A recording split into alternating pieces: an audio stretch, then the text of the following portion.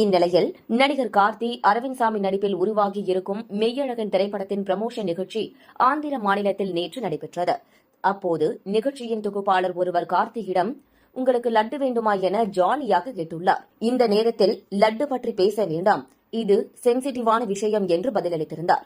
லட்டு குறித்து இப்படி ஜாலியாக நடந்த இந்த உரையாடல் தொடர்பான காணொலி சமூக வலைதளங்களில் வைரலாகியது.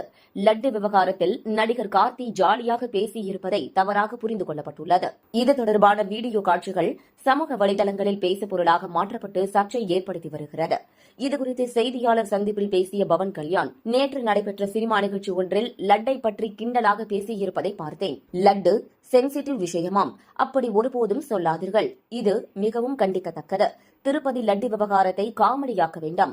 ஒரு நடிகராக உங்களை நான் மதிக்கிறேன். அதே சமயம் நடிகர்கள் இந்த சனாதன தர்மத்தை மதிக்க வேண்டும் என ஆவேசத்துடன் பேசியிருந்தார் பவன் கல்யாண்.